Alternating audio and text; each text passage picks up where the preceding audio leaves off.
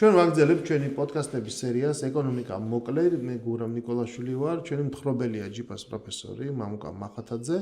წინა ეპიზოდში ვილაპარაკეთ პროცენტზე, როგორც ფულის თავარ ინსტრუმენტზე, რითაც ფული იზრდება და ადამიანები, მისი მფლობელები მოგებას ნახულობენ და ამ შემთხვევაში უკვე უნდა ვილაპარაკოთ მეორე მდგენელზე. თუ პროცენტის გაგება და წარმოშობა მაინც ცოტა რთულია მთელ რიგ შემთხვევებში, ხო? აი რატო ამდენი პროცენტი და არა სხვა როგორი ითვლება.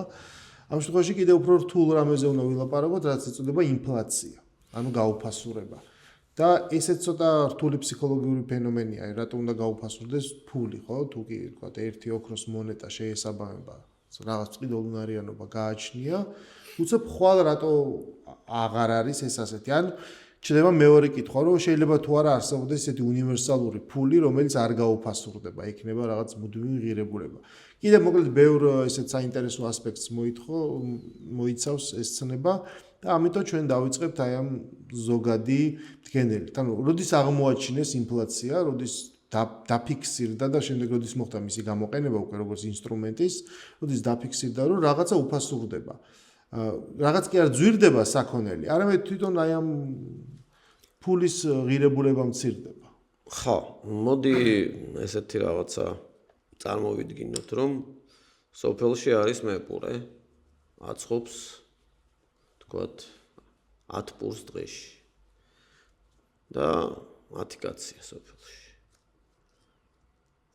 თითო პური უნდა, მეტი არ სჭირდება. გამოცხობა მეტი არ შეუძლია იმას, სამწუხი. რაღაცა ლარი ღირს თითო პური. ჩამოვიდა 50 კაცი. კიდე. ყველას უნდა პური. რა ხდება? ნუ, არ ვიცი ხო, გააძვირებს ის იმ შემთხვევაში თუ კი სხვა უნდა იქნება დეფიციტი. ნუ, პრინციპში იმას 10 ლარიც აწყობს, მაგრამ რა მოხდება, ანუ თუ ძვირად გაყიდის, ხო, დეფიციტი შეიქმნება პირველი, ხო? ანუ ყიდველები მეტია ვიდრე საქონელი, ანუ ადამიანები აუქციონის პრინციპით გაიქცევიან და ეტყვიან, რომ იცი რა, მე მომეციე პური და მე 2 ლარს მოგცე. იმიტომ რომ იმან გადათვალა, რომ 6-ჯერ მეტია მოთხოვნილება და მე გაჩნდება კიდე ვიღაცა ვაჭარიც, რომელიც მიხვდება, რომ თუ ყველა 10-ვე პური იმან იყიდა, ხო? რასაც ხშირად აკეთებენ ხოლმე პატარა მაღაზიები, ხო? დაგინახი ალბათ. სპეკულაცია, ვიცი, ხო, სპეკულაცია ხო ასიმეტრიული ფასებია. ხო, აქ ერთი მომენტია, რომ არ გაგვიგონ, უბრალოდ ცოტა გადაუხვევ, მაგრამ არ გაგვიგონ ისე, რომ კიდევ ერთხელ გავიმეორებ, რომ რომელიმე საზოგადოებრივი ეკონომიკური ფორმაციის წინააღმდეგი ვართ, ხო? ჩვენ წინააღმდეგი ვართ იმისი, რომ ადამიანის არსებული მანკიერებები, რომელიც მას სულ ექნება სიხარბე და ეგოიზმი, ეს ამის შეზღუდვაზე ვილაპარაკოთ, თორე სისტემებია, თქვათ, სისტემების კრიტიკისთვის არ არის. ანუ რეგულაცია არ არის ის, რასაც ასიმეტრიული ფასები ქვია, ხო? შეგვიძლია დავარქვათ, რომ ეს არის, რომ ერთმა ადამიანმა დაინახა, რომ არსებობს მოთხოვნა და არსებობს მიწოდების დეფიციტი და შესაბამისად მან ან თვითონვე შექმნა, თვითონვე როგორ შექმნა. მაგალითად, აი ეს მაგალითი რაც გითხარი, როდესაც დიდ სუპერმარკეტებს აქვს ძალიან დიდი ფასდაკლება, ხშირად ადამიანები, რომლებიც მოდიან და ყიდულობენ ამ ძალიან დაბალ ფასად, საპრომოციო ფასად, არიან პატარა მაღაზიების მფლობელები, ხო? ანუ ისინი დროს ყიდულობენ, ზუსტად მივლენ, იყიდიან, მერე დადებენ თავის მაღაზიაში. იქაც იმ კუნძულზე, იმ პატარა სოფელში ვიღაცა შეიძლება იყიდოს 10-ვე პური, წაიღოს მაღაზიაში და მეპურემთან რომ მეპურემ გაუყიდე ის პური. ხო? შესაბამისად, რადგანაც მოთხოვნა გაიზარდა, მას შეუძლია 2 ლარად გაყიდოს, შეუძლია 3 ლარად გაყიდოს, სხვა პური არ არის. ხო? ანუ რეალურად ყველაზე მნიშვნელოვანი რა არის? ეს არის ის, რასაც ქვია ინფლაცია. განსხვავებით პროცენტისგან, რომელსაც რეალურად ვიხდით, მაგრამ ვერაფრით ვერ ვგებულობთ რა არის, და ვერ ხედავთ, ხო, ხშირად. ამას სულ მუდმივად ხედავთ.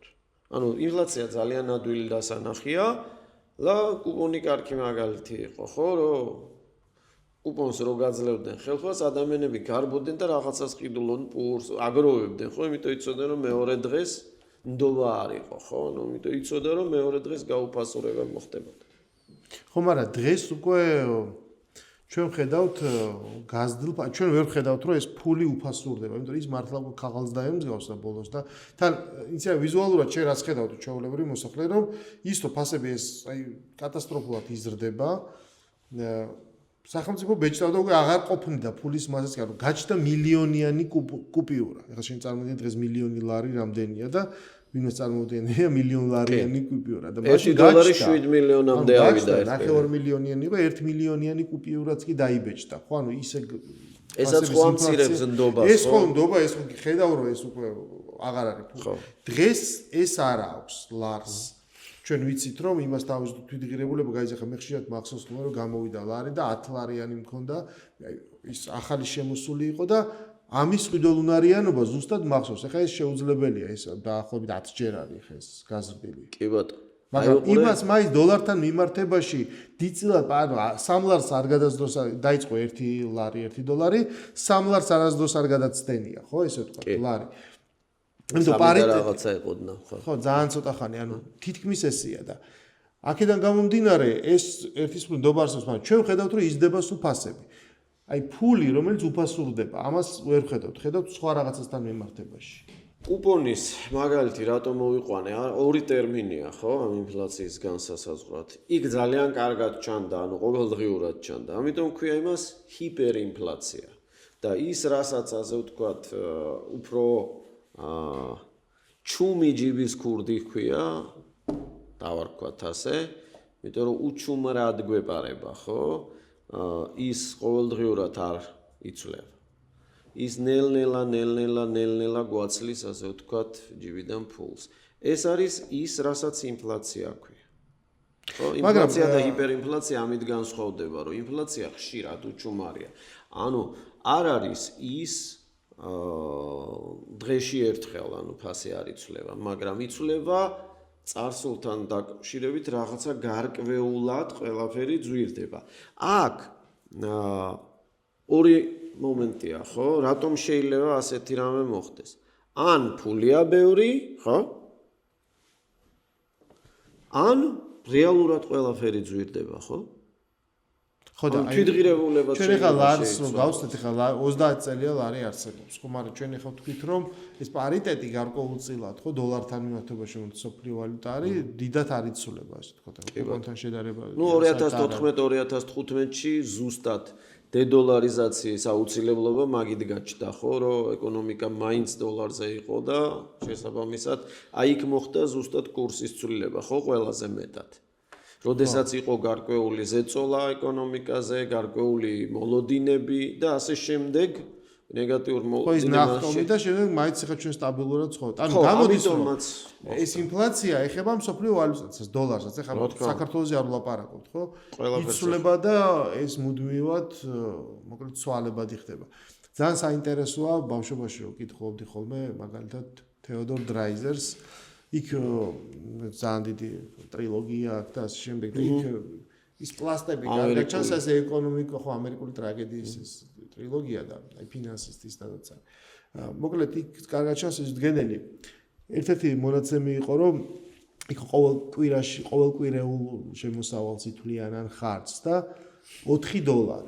ანუ კვირაში $4. ეს იყო აი ეს რაღაც მინიმუმი, რითაც შეიძლება ადამიანს თავი გაეტანოთ. ნაკირავები ოთახი რაღაცა ავეჯიანი და ამით მეთქი ანუ დღეში $1 უზარმაზარი მასშტაბი იყო გასული ხა მეტი გავიდა ალბათ 100 ხო და დღეში $4 და ის იმ მომენტშიც ამას ვკითხობთ უკვე შეიძლება და გვეუბნებოდა რომ უკვე 400 ანუ საუკუნის მანძილზე იმან განიცადა სრული ესეთი ინფლაცია და ჩვენც ალბათ ძველ ქართულ წიგნებში წავაწყდებით სადაც 1 კაპიქს ფასი აქვს რაღაც შაურს უამრავ რაღაცას ყიდულობ და იმ გაჭირებულ 90-იან წლებში მე მახსოვს აი $2 $3 თუ დაახლოვდებდი შეიძლება ერთი დღის სანოვაგი გეყიდა ან რაღაც მთელი ამბავი.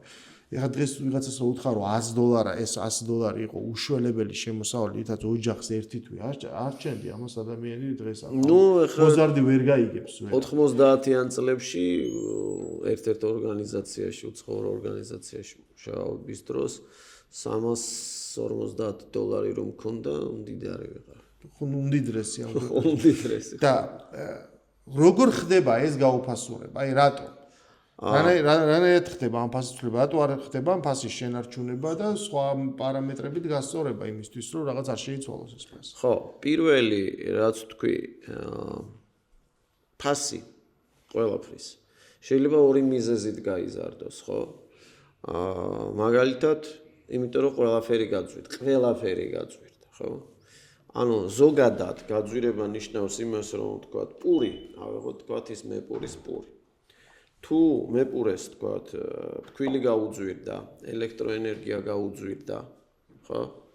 თუ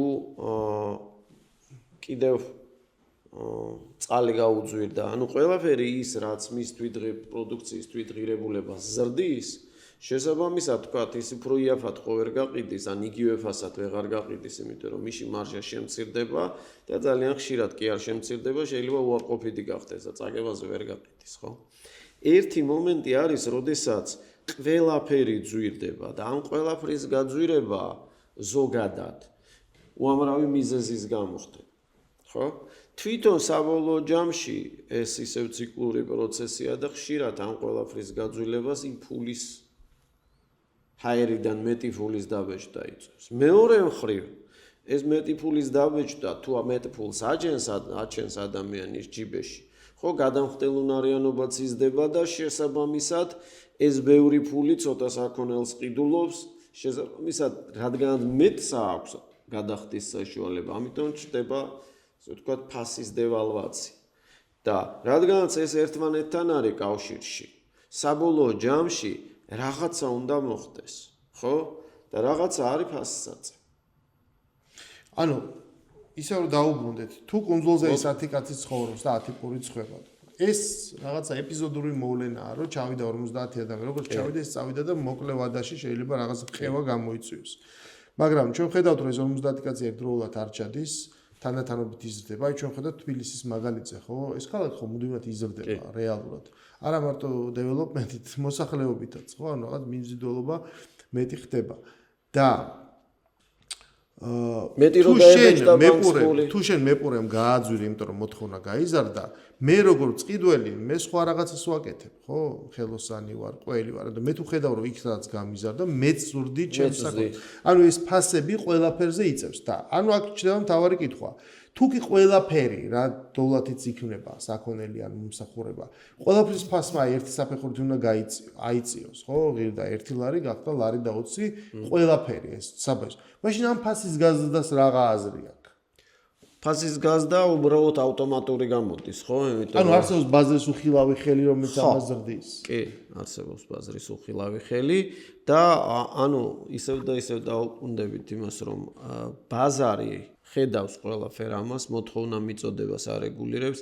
არის რა თქმა უნდა ბაზრის ჯავარნები და თავის დროზე ამაზეც ვილაპარაკებთ, მაგრამ გარკვეულწილად ის ადეკვატურია იმისი, რაც იმ რეალობის, რომელიც ჩვენ გვაქვს, ხო? შესაბამისად, თუ მეტი ფული გაჩნდებოდა კუნძულზე, ხო? შესაძლებელი იქნებოდა პურის ფასის გაზრდაც, ხო? მაგრამ როგორც ჩვენ სწორად აღნიშნე, პურის ფასის გაზრდა ნიშნავდა იმას, რომ ვიღაცას მეტი ფული უნდა აეღო თავის საქმიანობაში, ანუ მეწახე უფრო მეტ ფულს მოთხოვდა იმ მეპურეს და შესაბამისად ისევ დააბალანსებდი, მაგრამ გარედან მოსული კაცისთვის თქვათ, რომელიც ჩამოვიდოდა კუნძულზე, გაკვირვებული თქვოდა, ვა, რა ძვირი პური გაქვთ, ხო? ანუ ერთმა როდესაც ნორვეგიაში მომიწია შიდა ფრენის განხორციელება, ბიზნეს კლასით და უბრალოდ წყალი 6 ევროთ მაყიდინეს და გაბა რა შედის მეთქი ბიზნეს კლასში, ხო? ერთი ბოთლი წყალი და ცოტა მეტი ბარგი. ანუ 20 კილო ბარგი, ხელბარგის გარდა. რაც ძალიან გამიკვირდა, მაგრამ მე ფასები ნახე, ანუ იქ ფასები აბსოლუტურად განსხვავებული იყო, მაგრამ გადახდის უნარიანობაც სხვა იყო, ხო? შესაბამისად, რატო? იმიტომ რომ იქ ექიმის ხელფასი, იქ ადამიანების ხელფასი, ჩვეულებრივი ხელოსნების ხელფასი ბევრად მეტი იყო ვიდრე სხვაგან. შესაბამისად, ნორვეგიელისთვის სხვა ქვეყანა შეიძლება იაფი ჩანდა, იქ ჩასულისთვის სხვა. ანუ რეალურად ეს ორი მიზეზი, რომელიც არის ერთი, რომ ფულის მასის გაზრდა და ჩვენ თქვით, რომ ფულის მასა მუდმივად იზრდება. სხვანაირად ეკონომიკა ვერ იმუშავებს.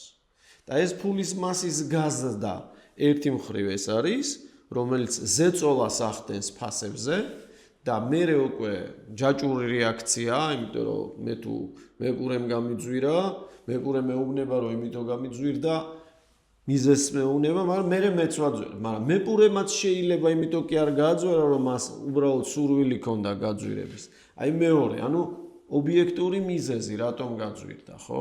უბრალოდ აქ ძალიან ძნელია ქათამის და კვერცხსამა ვინ როდის დაიწყო და სად დაიწყო. ანუ ერთ-ერთი მიზეზად ჩვენ ინფლაციის შეგვიძლია დავადასტურებით ვთქვათ, რომ არის ის, რომ ეკონომიკა მუდმივად უნდა იზრდებოდეს, შესაბამისად ეს ბანკი მუდმივად აი როგორც იყოს, უნდა ტრიალებდეს, ანუ უნდა გასცემდეს ეს და იღებდეს შესაბამისად შემოსავალს და ბანკების პორტფელი ალბათ სავარაუდოდ არასდროს არ არის გაყინული, ხო, სულ იზრდება. ის დაინტერესებულია გასცეს მეტი და მეტი სესხი. ანუ მეტი არის ეკონომიკის მამოძრავებელი, ეგრე გამოდის. და თუ კი ეს მეტი განუხრელად ზრდის ფულის მასას, ნიშნავს რომ მიმოქცევაში მეტი ფულია, მომხმარებელში მეტი ფული ჩდება და მისი შესაძლებლობები თუ არის და თუ ვიცი რომ შეგიძლია მეტი გადაიხადო ან მეტმა გადაიხადოს, მეც მაქსიმალურად ვცდილობ რომ ან მეტი საქონელი მივაწოდო, ან ეს გავზარდო მისი ღირებულება თუ საქონელი დეფიციტურია. და ეს ზრდის ფასებს და ეს იწვევს ინფლაციას. თუ ეს არის ერთ-ერთი მომენტი და არსებობს სხვა რამაც. აი, ავიღოთ თქვათ COVID-ის პერიოდი, ხო, COVID პანდემიის პერიოდი. COVID პანდემიის პერიოდში ყველაფერი გაძვირდა. ხო? და ეს ყველაფრის გაძვირება პირველ რიგში გამოიწვია შეზღუდვებმა, რომელიც იძულებით მოხდა, ხო? ანუ ლოგისტიკურმა შეზღუდვებამ, თავისუფალი მოძრაობა შემცირდა, ბევრი არაფერი არ ჭირდებოდა ამას, ანუ ადამიანები ჯერ წარმოებულობა დაეცა რაღაცეების, ხო, ანუ ადამიანები სახში იჯდნენ ძირითადად, ხო? რაღაცა საქმიანობები პრინციპულად თითქმის განოლდა, პლუს ლოგისტიკური ჯაჭვები მოიშალა, ხო? და შესაბამისად, ამან ყველაფერმა გამოიწვია რეალური გაძვირება. ყველაფრის. ამან როგორც კი ფასები აწია, მერე ფასებს აისწებოვანი ქვია, ხო, წებო ფასების ელასტიურობა. როცა აიწია ფასმა, ხო? აღარ ჩამოვიდა, დარჩა იქ. და COVID-ის მერე კიდე ახალი პროცესი დაგვემართა. ეს იყო უკრაინაში ომი 22 წელში ენერგორესურსები გაძვირდა, ხო? გაძვირდა ხორბალი. პლუს საქართველოს მაგალითს ვიძახი. ეს რეალური გაძვირება იყო. მაგრამ ამას კიდე მეორე რამე დაემთხვა. ადამიანები, რომლებიც ჩამოვიდნენ ბელარუსიდან, უკრაინიდან და რუსეთიდან. ანუ იმ ადამიანებმა, რომლებიც სხვადასხვა მიზეზებით საქართველოში აღმოჩნდნენ, იმიტომ რომ აქ უფრო კომფორტული პირობები იყო, ჩამოიტანეს თან რა? ფული. ამ ასე ვთქვათ, დამატებითმა ფულმა რაზე მოახდინა ზეწო? ანუ მოხმარებაზე. აი ეს იყო ის 50 ადამიანი, რომელიც კონსულზე ჩამოვიდა. კი. ანუ ბინის ქირა, უძრავი ქონება ეს გაიზარდა. ნიშნავს, რომ მეპატრონეს მეტი ფული გაუჩნდა. მეპატრონეს მეტი ფული გაუჩნდა. ეს მეტი ფული ნიშნავს, რომ იმას დახარჯვის საშუალება მეტი გაუჩნდა. მეორე მხრივ, ბინის ქირის გაძვირებამ, ენერგორესურსების გაძვირებამ, იმან რომ მეტი ადამიანი ყიდულობს და მოთხოვნა გაიზარდა, ვიღაცებს იმან თუ მოიმატა, მე რატო არა? ხო, ბენზინმა თუ მოიმატა, მე რატო არა? აქ ორი მომენტი, ერთი ის არის რეალური თვითღირებულების გაზრდა და მეორე ფსიქოლოგიური მომენტი. დაიცა, მე ისევ ლარათ რატო უნდა გავყიდო? ჩემი შრომა, ხო, საათში, ან 5 ლარად. ხო, როცა იძახებ ხელოსანს, ეს ყოველწლიურად უფრო და უფრო ძვირი გიჯდება. ხო, იმიტომ რომ ის ხელოსანიც იმ თავის შემოსავალს იყენებს რაღაცის საყიდლად და ის რაღაცა ყველაფერი თუ გაძვით და ისაც თავის შრომას მეც აფასებს, ხო? შესაბამისად ის თუ მუშაობს კვირაში 40 საათი, იქიდან გამომდინარე რაღაცა მოთხოვნილებები უნდა დაიკმაყოფილოს. თუ მისმა მოთხოვნილებებმა მოიმატა, მაშინ მისი მოთხოვნილებები უნდა დაკმაყოფილდეს უფრო გაზრდილი შემოსავლით. არის თუ არა რა ეწოდება, ესე ვთქვათ, ჩვენ ვიცით რომ ეს ინფლაცია არსებობს. მაგრამ ჩვენ ვიცით რომ ამავე დროს არსებობს ეგეთი ცნება დაგეგმილი ინფლაცია. ყველა მიცის რომ ინფლაცია მოხდება. ილუზია რომ რაღაცა ეს გაუფასორება არ მოხდება, არ არსებობს, მაგრამ ადამიანები მაინც ფოთავენ, რატომ ვერ ეწევიან ამას, თუ აქ თავარი პრობლემა არის ასიმეტრია, რომ ფასები უფრო მეტად იზრდება, ვიდრე ეს არის შემოსავალი. ის ვინც არის დამოკიდებული შემოსავალზე, ხო არ არის ის ყველაზე სუსტი რგოლი, ის მაგილის ბოლოში მჯდომი ადამიანი, რომელიც საბოლოო ჯამში იჭყლიტება და უწევს მეტის გადახდას და არის თუ არა ეს ასიმეტრია პრობლემა და რას ნიშნავს ეს დაგეგმილი ინფლაცია, ხელისუფლებამ თუ ცენტრალურმა ბანკმა წინასწარ იცის რა ფარგლებში უნდა იყოს და ეს არ უნდა გასცდეს ამას, როგორ ითვლება ეს? ხო, დაგეგმილი ინფლაცია ბანკს აქვს თქვა 3% აქვს ძირითადად ჩვენი ასე ვთქვათ დაგეგმილი ინფლაცია, გეგმიური ინფლაცია და შესაბამისად ჩვენ თქვით რომ მიზეზი შეიძლება იყოს ორი. ერთი რომ ბევრი ფულია, ხო? და მეორე რომ რეალურად ყველაფერი გაწვირდა. როგორ მკურნალობს ამას ასე ვთქვათ სახელმწიფო? ბანკი რას აკეთებს? ხო, დაგეგმილი ინფლაციისთვის რას აკეთებს ბანკი? ბანკი გარკვეულწილად ამის მარეგულირებელი, მისი მონეტარული პოლიტიკა, მისი ფულადი მასის პოლიტიკა რა არის? საპროცენტო განაკვეთის შეცვლა. საპროცენტო განაკვეთს ზდის, რომ შეამციროს ფულის მასის გადინება ეკონომიკაში. მაგრამ მიზეზები რო ორი განსხვავებული იყო, ხო? რეალურად გამოდის, რომ კურნალობა, როგორც ასეთი, ხდება ერთი და იგივე წამლით ორი სხვადასხვა დაავადების. ხო, ერთ შემთხვევაში ეს არის ზოგადად დიდი ფულის რაოდენობა, რომელიც ყველას ბევრი აქვს, ხო? იმ შედარებით ღარიბსაც, საერთო მასის გაზრდა და მეორე როცა რეალურად გაიზარდა, ხო? რაღაცა არ გამოდის, ხო, კარგად და ლამაზად, მაგრამ პროცენტი, რომელიც თქვათ მან ჩამოაყალიბა და შეზღუდა ხელმისაწვდომობა, ყველაზე მეტად ვის ურტყავს? იმის კეთილდღეობას ურტყავს პატარა ადამიანის, ფასიც ხო იმის კეთილდღეობას ურტყავს. თუ შენ ინფლაცია გააქვს და ეს ინფლაცია ხო მარტო ყოველდღიური მოხმარებისაგანს არ ეხება, ყველაფერს ეხება, ხო? ფულის გაუფასურება ხდება. ამ გაუფასურებით ქონების მფლობელები, ჩვენ წავალაპარაკობთ ქონების ფასის დაცემაზე გარკვეული შავი გედის მოვლენების, კატასტროფული მოვლენების დროს, მაგრამ ინფლაციის დროს რა ხდება? მატულობს.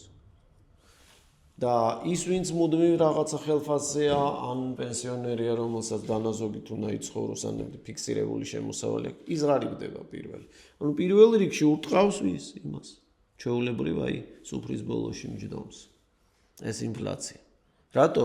იმიტომ რომ ძალიან მდიდარისთვის გაორმაგება პურის ფასის, გასამაგება არაფერს არ ნიშნავს, საერთოდ. ხო, საკვებს მაგალითად მის დანახარჯებში ძალიან მცირე წილი აქვს. ვიღაცისთვის საკვების წილი 70%, იმისთვის არის პირველ რიგში. ინფლაცია მტკივნეობა. რა არის მაშინ რეცეპტი და სწორი წამალი? რა უნდა გააკეთოს სახელმწიფომ, როგორ უნდა ინფლაციას ვერ გააჩერებ, როგორც ხდება, ეს შეუძლებელია, მაგრამ გამოდის რომ ინფლაციისგან ყველაზე მეტად ვინც ზარალდება, გარკვეულწილად ის უნდა დაიცვა, ხო? ან დაიცვა, ხო. სოფლიოში რა მექანიზმი აღმოაჩინეს ყველაზე ოპტიმალური ამის? პირველი, პროცენტზე და ბანკზე თქვით, რომ ეკონომიკური ზრდა არის შეუჩერებელი. ეს არის აბსურდი, იმიტომ ჩვენ ვიცით, რომ ეს არის სასრული, მაგრამ არა, ჩვენ ვცხოვრობთ აი ამ ქიმერაში, რომ ეს უნდა იზრდეს, თუ გაჩერდა ყველაფერი დაინგრევა. მაგრამ ინფლაციის შემთხვევაში რა ხდება? იმიტომ რომ ეს უსასრულოდ ყოველწლიურად და ყოველდღიურად იზრდება. შემოსავალი და მithumetes პენსია ესე ვერ იზრდება ამ ტემპით, ხო? ამ შემთხვევაში რა უნდა მოხდეს? ანუ რა რეცეპტია აღმოჩენილი? პირველი აქ ლაპარაკი Facebook-ის პოსტზე დავდე, ანუ აქ არის სტრუქტურული ინფლაციაზე. რაზე რამდენით მოიმატა, რას ითვლის ეროვნული ბანკის მონაცემი, ან გეოსტატის მონაცემი 4.8 ინფლაციას, ხო?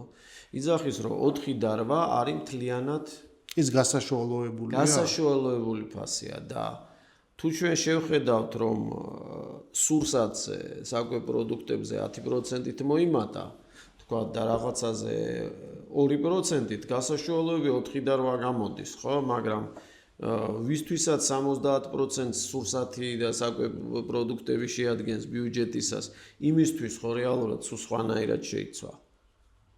და როგორ შეიძლება სხვანაირად დათვლა? ან არსებობს კი ეს მონაცემები, რომ ვიღაც ფინანსურმა ინსტიტუციამ სხვანაირად დათვალოს. თუ ეს დახურული ინფორმაცია? არა, დახურული არ არის, რთულია და მან ხო რაღაც ინფორმაცია მიიღო და მერე გაასაშუალოვა, ხო? კი, რა თქმა უნდა. მაგრამ ამოცანა რა არის ხშირად ხელისუფლების, ხო? რომ უფრო გაალამაზოს ციფრები, ხო, იმიტომ რომ ვთქვათ 7 და 8 და 10 ჯობია თქვა რომ არის 2 ან 4. მეორე სტატისტიკა ხო სტალინის არ იყოს ერთი ადამიანის სიცოცხლე ტრაგედია და უკვე ათასობით ადამიანის და ასობით ათასის. უკვე სტატისტიკა იმდენად ბევრ რაღაცას ითვლის რომ კი შეუძლია ჩავიდეს, მაგრამ იმ რაღაცა ნიმუში რომელსაც ისიღებს ის თლიანად აწყობილია ამ რაღაცა ციფრი. მაგრამ ეს ციფრი არის არასწორი იმ გაგებით რომ სხვა დასკვნებისკენ მივყივართ. თუმცა მოდი ავიღოთ პურის ფასი ბოლოს როდი შეიცვალა გახსოვს? იცი ხა იმდენაირი პური გახდა, გაჩნდა იყო ერთი პური. ჩვეულებრივი პური. ეს ლარი ღირდა ვთქვათ 5 წლის წინ ისევ ლარი ღირს, ხო? და როგორ გონია ენერგომატარებლების ფასი არ შეიცვალა, ფქვილის ფასი არ შეიცვალა და ასე შემდეგ. ხო შეიცვალა. რასაკეთებს? სუბსიდია. ანუ ერთ-ერთი არის, რომ სახელმწიფო სუბსიდირებას აკეთებს. ხო? და მიმართავს ამ სუბსიდიას, რომ პურის ფასი არ გაიზარდოს. ეს არის ერთი ელექტორალურ კმაყოფილებაზე გათვლილი, ხო, არაჯანყდეს ხალხი ვინ ძირითადად პურს ჭამს. მეორე მხრივ დაცვა. პლუს კიდევ არსებობს ინდექსაცია, ხო? სახელმწიფოს მხრიდან. რასაკეთებს სახელმწიფო, თქვა, თუ ყოველ წელს წესით და კანონით აკეთებს, თქვა, სახელმწიფო მოხელეების, საჯარო სამსახურში მყოფი ადამიანების, პენსიონერების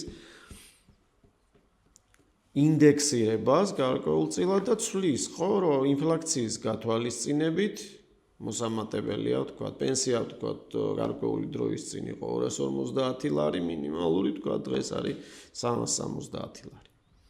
ანუ ამ ინდექსაციით ის ცდილობს და საჯარო მოხელეების ხელფასების ინდექსაციით ის ცდილობს, რომ დაამტყიოს რაღაცნაირად მოთხოვნილებების დაკმაყოფილების.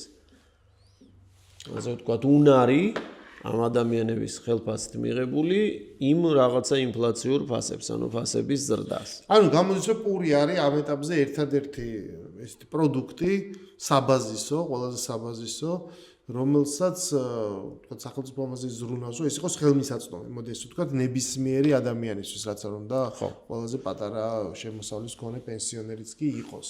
თუმცა რა თქმა უნდა, დღეს ახლა განსხვავებით 30 წლის წინანდელი პერიოდისგან, მაშინ ქარხნებიც ის იყო ძველი სახელმწიფო ქარხნები და ეს პურიც მეტნაკლებად სტანდარტიზებული, ახლა 10 ლარიანი პურიც არსებობს. კი ბატონო. წონაში სხვაობა არის, კონსისტენციაში სხვაობა არის. გამოცხობის წესში. არტიზანული პურები არის კილო 15-20 ლარი არის. ხო, მაგას ვიძახი, ბევრნაირი გაჩნდა, მაგრამ არსებობს ის რაღაც საბოისო სტანდარტული კი ბატონო. რომელიც ახლა შეიძლება 30 მილიონი უჯდება დაახლოებით, რომ თუ არ მეშლება სახელმწიფოს და ამას თავისი ეფექტი მაინც აქვს, იმიტომ რომ ჩვენ გვახსოვს 30 წლიანი დრო ის პური ის საერთოდ საოცრება იყო ის პური, მაგრამ როგორი ძნელი საშოვნელი იყო და ნორმირებული. მაგრამ ეს უკვე საკმარისი აღარ არის. ანუ რასაც ჩვენ ყვები რომ ინფლაციას ერთხელ ვერ გააჩერებ, მაგრამ ასიმეტრია არსებობს, ვისთვის რა როგორ ზვირდება და ჩვენ ხედავთ ხო ამაზე დისკუსიას. ხომ არ დადგა მაშინ რა გამოდის გამოსავალი დრო, რომ პურთან ერთად უნდა განისაზღვროს რაღაცა საბაზისო კალათი, რაღაც გარკვეული პროდუქტების, აი პურის მსგავსი, დღეს უბრალოდ თამაში სხვადასხვა რამ უნდა შედიოდეს და მასზე მოხდეს აი იგივე დაცვის პაკეტის გავრცელება, რაღაცნაირად მისი ფასების რეგულირება. კი ბატონო, ზუსტად სწორად მიხვდი შენ და ანუ მე მგონი რომ ერთ-ერთ ეპიზოდში ჩვენ ამაზე დავიწყეთ საუბარი, ისე გაგვით ვახსენეთ. ბევრ ქვეყანაში, ძალიან მდიდარ და განვითარებულ ქვეყანაშიც, ევროპაშიც და ამერიკა განსაკუთრებული მართია იქ არ არის DHG მაგალითად თქვა არის sales tax-ი და state tax-ები, მაგრამ იქ პრაქტიკულად შტატების უმრავლესობაში მე მგონი 48-ში პრაქტიკულად 0-ის ტოლია უმრავლეს შემთხვევაში 0-ის ტოლია გადასახადი საკვებ პროდუქტებს. ანუ სახელმწიფო ცდილობს რომ თვითონ დაიკლოს ის შემოსავალი, ანუ არაპირდაპირი სუბსიდირება გამოდის, ხო? და შესაბამისად იქ აკლებს DHG-ს, მაგრამ სხვაგან ტოვებს. ხო? და შესაბამისად თუ ადამიანებს შეიძლება სულაც არ აინტერესებს ნუტელას ფასი რამდენად შეიცვალა, ხო? ან რამდენად შეიცვალა ფრანგული შამპანურის ფასი. და იქ DHG უნდა გადაიხადოს თუ არ უნდა გადაიხადოს და ის იაფი უნდა გახდეს თუ არა, მაგრამ ბრინჯის, შაქრის, ფქვილის ფასი მას აინტერესებს, იმიტომ რომ ის ყოველდღიური მოხმარება. შესაბამისად, თუ ჩვენ იმ რაღაცა პროდუქტზე, რომელსაც ადამიანები ყოველდღიურად მოიხმარენ, გარკვეულ წილად მოვახერხებთ პირდაპირ ან არაპირდაპირ სუბსიდირებას და არაპირდაპირი სუბსიდირებაც გარკვეული, ასე ვთქვათ, ეფექტია, ეფექტს ახდენს. შესაბამისად, სახელმწიფო მიმართულად აკეთებს ამას ყველაფერს. და არის ქვეყანა, რომელიც გაიარა ეს გზა. მაგალითად, აი განსაზღვრა, მოახერხა და აი ბრინჯი შედის და ციციბურა არა, ან პირიქით. normalt მოახერხა და განსაზღვრა ეს რაღაც კალათი, რაღაც სასრული რაოდენობა გარკვეული პროდუქტების, რომელზეც თქვა, რომ აი ეს არის ის საბაზისო ნუსხა სია და მოდი ამის ფასები დავუწევთ. აი მე მესმის რომ ყველა ქვეყანაში სხვადასხვანაირად არის. მაგალითად, სადაც მდიდარი ქვეყნებია და სოციალური ზრუნავყოფა მაღალია, იქ სხვანაირად ზრუნავდება. მაგალითად, საფრანგეთში სათვალე არის უფასო. იმიტომ რომ შენ თუ გჭირდება, სახელმწიფო იღებს ამვალდებული. მე რაღაც მომენტში იქ ხალხმა თქვა, რომ იცი არის შენ რომ მე უფასო სათვალეს მაძლევ რაღაც შეულებრივად, ეხლა ვიღაცა დადის ბრენდული სათვალით და აქ უკვე კიდე დისკრიმინაცია. მე სახელმწიფო გადავიდა სხვა სისტემაზე, რომ შენ გამოგიყო რაღაცა თანხა სათვალის წელიწადში ერთხელ თუ ორ წელიწადში ერთხელ და წადი და იყიდი ამითი, რომელიც გინდა. ხო ხტები, ანუ ეს სხვადასხვა დონეა. მე აქ შევხვდი საქართველოში და მოთხოვნა ადამიანის ისეთი გარდასიხარბისა, რომ მისი მოთხოვნებიც, თუნდაც ჯანმრთელი მოტივებით განპირობებული, უსასრულოა ხოლმე, ხო? და ჩვენ რომელიც 30 წლის წინანდელი წარსულიდან მოვდივართ, შეიძლება რაღაცას წააწყდეს, სასაცილო როცა ადამიანები წუხან, რომ ნახე როგორია ინფლაცია, ფასები იზრდება და ძვირი და ხელმისაწვდომი აღარ არის, აი ბავშვისთვის მჭირდება მაგალითად ნორვეგიული ორაგული, ავოკადო, ანუ გესმის და მისი განვითარებისთვის ეს მნიშვნელოვანია და აი ეს პრეტენზია აქვს და მე როცა მახსენდება ის 30 წლის წინ რა ხდება და ანუ ესე იგი ჩვენ ცოტა არასრულფასოვნების კომპლექსი დამეწყო, ესე იგი ჩვენ განვითარებლები ვართ, იმიტომ ჩვენ არ გქონდა ეს ყველაფერი კი არა, არაფერიც არ გქონდა საერთოდ. ხო რა, ანუ მე რას ვიძახი, ხო, ვერ ეტყვი ადამიანს ეს ცუდი სურვილია, რა თქმა უნდა, ჯანსაღი, რა თქმა უნდა, საუკეთესო გვინდა, მაგრამ ამ ყველაფერს თავისი ფასი გააჩნია. სად გადის ეს ზღვარი? ანუ დღეს ვამბობთ რომ ზღვარი გადის პურზე. პურის ფასი, კაი, რეგულირებული. პურის ფასი პრინციპში სხვა არაფერს და ამიტომაც ჩვენ ხედავთ რომ ეს პრობლემაა. სად შეიძლება ან ინფლაციის გაჩერება, ან ინფლაციის ისე მართვა, რა არის ის მთავარი წებო, რაც არ გააჩენს საზოგადოებაში აი ამ განცდას, ასიმეტრიის თუ იმისი რომ შეუძლებელია, სადღაც როცა შემოსავალი არის საკმარისი.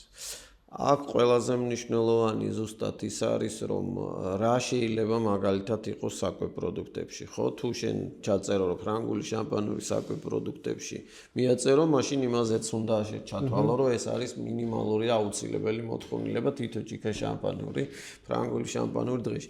რეალურად საკვებ პროდუქტებში შედის ბაზისური საკვებ პროდუქტები, ამერიკაში არ ვარ ასე ვთქვა დეტალურად ჩაკეტილი, მაგრამ ჩვეულებრივი ყოველდღიური ცხოვრების დროს, როდესაც ვიხდიდი, ვიცოდი, რომ ნებისმიერი საკვები პროდუქტი ხდებოდა შიგნით, იმ ნუტელას და რაღაცეების ჩათვლით.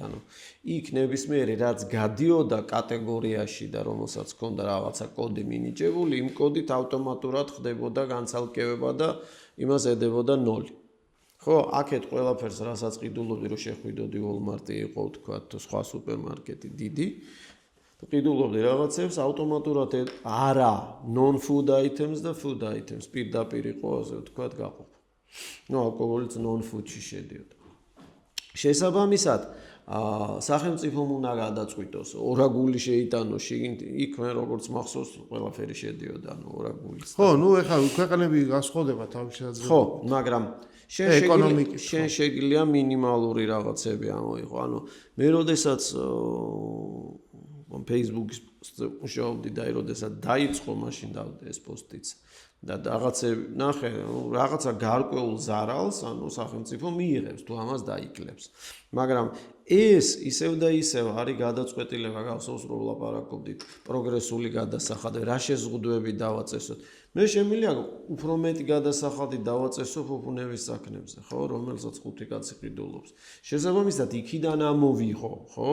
ან საბაჟო დავაწესო მეტი იმ გადასახადზე, ვთქვა, რომ გინდა თუ არა ფრანგულ შამპანური კიდევ უფრო გავაძვირო, ხო? არავის არაფერი არ მოუვა თუ არ დაალევს. ეს არის ჩემი გადაწყვეტილება.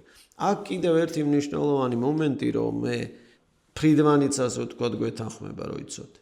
ფრიდმანის, რომელიც ყველანაირი შეზღუდვების მოხსნის